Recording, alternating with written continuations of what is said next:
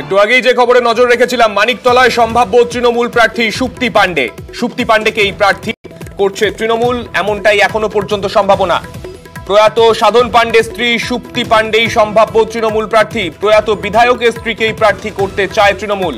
আমাদের সঙ্গে রয়েছেন আমাদের প্রতিনিধি আবির। আবিরের থেকে আরো বিস্তারিত জানতে চাইবো। আবির, দেখো, আজকে যে বৈঠক হলো সেই বৈঠকে সুপ্তি পাণ্ডেও হাজির ছিলেন। অর্থাৎ ধরেই নেওয়া হচ্ছিল যে তার নাম ধরে তৃণমূল কংগ্রেসের তরফ থেকে এগোনো হবে। এবং যারা পুর প্রতিনিধি যারা হাজির ছিলেন এবং একই সঙ্গে হচ্ছে এই মানিকতলা বিধানসভা কেন্দ্রের উপনির্বাচন সামলানোর জন্য যে 4 জনের কমিটি তৈরি করে দেওয়া হয়েছে, তার মধ্যে পরেশ পাল অসুস্থ, তিনি থাকেননি, তবে তার সঙ্গে টেলিফোনে কথা হয়েছে। বাকি সদস্যরা তারাও প্রত্যেকে হাজির ছিলেন। যে সম্ভাব্য প্রার্থী হিসেবে সুপ্তি পাণ্ডের নামই উঠে আসছে, তিনি কেন্দ্রের সম্ভাব্য প্রার্থী হতে চলেছেন। কারণ হিসেবে যেটা মনে করা হচ্ছে, প্রথমত সাধন পাণ্ডের পরিবারের সাথে দীর্ঘদিন ধরে মমতা বন্দ্যোপাধ্যায়ের সম্পর্ক রয়েছে, ফলে এবং সাধন পাণ্ডে তিনি সেখানে এতটাই পরিচিত ছিলেন উত্তর কলকাতার রাজনীতি বা রাজনৈতিক মহল সম্পর্কে, ফলে তার পরিবারের সদস্যকে নির্বাচনের ক্ষেত্রে যদি প্রার্থী করা হয়, তাহলে নতুন করে তৃণমূল কংগ্রেসকে প্রার্থী নিয়ে প্রচার করানোর দরকার থাকবে না। দ্বিতীয়ত হচ্ছে যে সুপ্তি পাণ্ডে তিনিও সাধন পাণ্ডের পাশাপাশি তিনিও পরিবারের সদস্য হিসাবে তিনি সেখানকার অত্যন্ত পরিচিত মানুষ। তাহলে নতুন করে হাতে যে সময়টি পাওয়া যাচ্ছে, সেই সময় প্রচার করতে নেবে তাকে পরিচয় করিয়ে দেওয়ার নতুন করে দরকার নেই। তৃতীয়ত অনেকেই যেটা বলছেন যে সেখানে মানিকতলা কেন্দ্রে একাধিক দাবিদার নতুন করে তৈরি হয়েছিল এবং সেই একজনকে প্রার্থী করলে অপর গোষ্ঠী কিভাবে দেখবে বা অন্য বিপক্ষ শিবির কিভাবে দেখবে, তা নিয়ে একটা সংশয় তৈরি হয়। এই পরিস্থিতিতে দাঁড়িয়ে যদি সুপ্তি পাণ্ডেকে প্রার্থী করা হয়, তাহলে সেখানকার যারা সমস্ত পক্ষ যারা রয়েছেন তারা তার হয়ে নির্বাচনের ক্ষেত্রে লড়াই করবেন, তিনি নির্বাচনের ক্ষেত্রে থাকবেন। তাহলে সেই বিষয়গুলোকে মাথায় রেখেই সুপ্তি পাণ্ডে তাকে তৃণমূল কংগ্রেস সম্ভাব্য প্রার্থী করতে চলেছে। কিছুদিনের মধ্যেই হচ্ছে যে 4 কেন্দ্রে যে প্রার্থী তালিকা তৃণমূল কংগ্রেস ঘোষণা করবে, তার মধ্যে মানিকতলা কেন্দ্রে সুপ্তি পাণ্ডের নামই থাকবে। প্রায় আজকে 1 ঘন্টার সময় ধরে বৈঠক করেছেন মমতা বন্দ্যোপাধ্যায়। যারা পুর প্রতিনিধি যারা রয়েছেন তাদের প্রত্যেকের মতামত তিনি নিয়েছেন, তারা কি ভাবছেন সেই বক্তব্য তাদেরকে শুনেছেন। এবং একই সঙ্গে অতীন ঘোষ, কুণাল ঘোষ এবং হচ্ছে অনিন্দ্য রাউত এবং স্বপন সমাদা, তাদের সঙ্গে তিনি আলাদা করে তিনি সেখানে কথা বলে নেন। এবং এই মানিকতলা বিধানসভা কেন্দ্রের উপনির্বাচনকে ঘিরে যিনি কনভেনার হচ্ছেন, তিনি হচ্ছেন কুণাল ঘোষ এবং বিধানসভা যিনি চিফ ইলেকশন এজেন্ট হচ্ছেন অনিন্দ্য রাউত। এখনো পর্যন্ত তৃণমূল সূত্রে আমরা সেটাই জানতে পারছি। বেশ,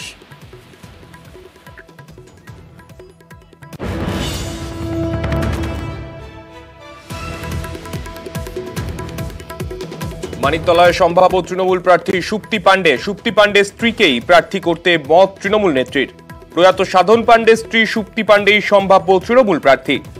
প্রয়াত বিধায়কের স্ত্রীকেই প্রার্থী করতে চায় তৃণমূল। 10ই জুলাই মানিকতলা বিধানসভায় উপনির্বাচন।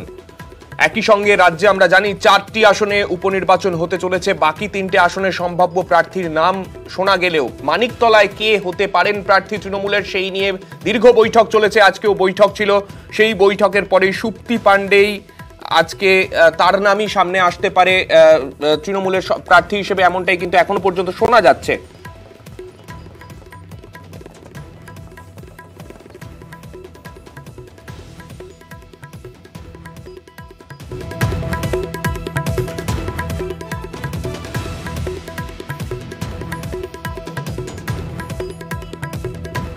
মানিকতলার সম্ভাব্য তৃণমূল প্রার্থী সুপ্তি পাণ্ডে। সাধন পাণ্ডের স্ত্রীকেই প্রার্থী করতে মত তৃণমূল নেত্রীর।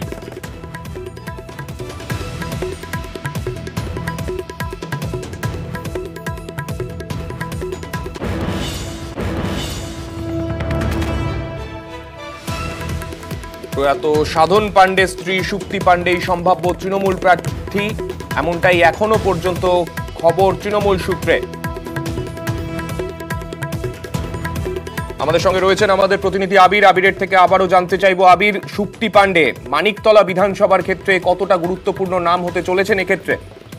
প্রথমত হচ্ছে যে 2021 এবং 2024 বিধানসভা এবং একই সঙ্গে হচ্ছে লোকসভা, দুটি ক্ষেত্রে তৃণমূল কংগ্রেস মানিকতলা আসন, বিধানসভা আসন সেখান থেকে এগিয়ে রয়েছে।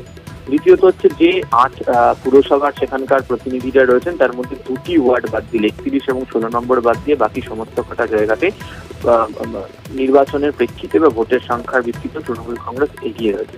3 নম্বর হচ্ছে যে সাধন পাণ্ডে তিনি অত্যন্ত পরিচিত নেতা, দীর্ঘদিন ধরে তিনি সেখানকার নেতা ছিলেন, তৃণমূল কংগ্রেসের নেতা হিসেবে পরিচিত। দীর্ঘদিন ধরে মমতা বন্দ্যোপাধ্যায়ের সঙ্গে তিনি সেখানে রাজনীতি করছেন। একই রকম ভাবে হচ্ছে শক্তি পাণ্ডে, তার সঙ্গেও মমতা বন্দ্যোপাধ্যায়ের পরিচয় রয়েছে এবং এই সাধন পাণ্ডের পরিবারের সদস্যদের সাথে ব্যক্তিগত সম্পর্কের জায়গাও সেখানে তৈরি হয়ে রয়েছে।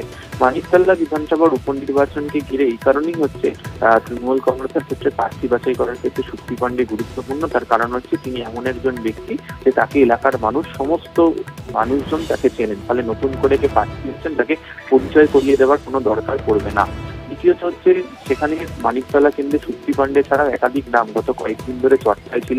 সাধন পাণ্ডের পরিবারের অপর এক সদস্যের নাম ওই চর্চার মধ্যে যুক্ত হয়েছিল। তবে তুমি জানো যে একটি ঘটনাকে কেন্দ্র করে সেই ব্যক্তির নাম জড়িয়ে পড়ে এবং তা নিয়ে লোকসভাতে উত্তর কলকাতার যিনি নির্বাচিত সুদীপ বন্দ্যোপাধ্যায়, তাকে গোটা ঘটনা দেখতে বলা হয়েছিল এবং দল কি ব্যবস্থা গ্রহণ করবে সেই বিষয় সম্পর্কেও তাকে উল্লেখ করে দেওয়া হয়েছিল। ফলে এক্ষেত্রে দাঁড়িয়ে সেখানকার ভাবমূর্তি, স্বচ্ছ ভাবমূর্তির জায়গা থেকে দেখতে গেলে প্রার্থী হিসেবে শক্তি পাণ্ডের বিকল্প সেখানে নতুন করে কাউকে তৃণমূল কংগ্রেস মনে করছে না। এছাড়া সাধন পাণ্ডের পরিবারের সদস্যরা বাদ দিলেও যারা উত্তর কলকাতার ক্ষেত্রে যারা সংগঠক হিসেবে কাজ করেন, ওই এলাকায় যারা সংগঠক হিসেবে কাজ করেন, তাদের কয়েকজনের নামও গত কয়েক বছরে বিভিন্ন সময় মানিকতলার নির্বাচনকে ঘিরে বারবার তারা চর্চা এসেছে।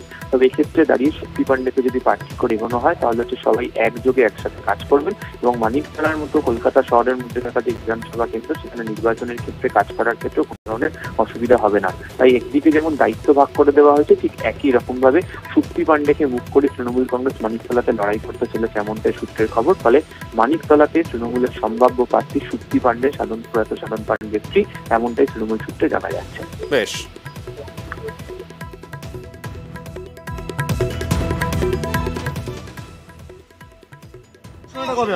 পার্টি চূড়ান্ত সিদ্ধান্ত পার্টি জানিয়ে দেবে। মাননীয় মুখ্যমন্ত্রীর নেতৃত্বে একটা আলোচনা হয়েছে, সেটা নিয়ে আমরা কেউ এখন কিছু বলছি না। পার্টি সময় মতো যথাসময় জানিয়ে দেবে।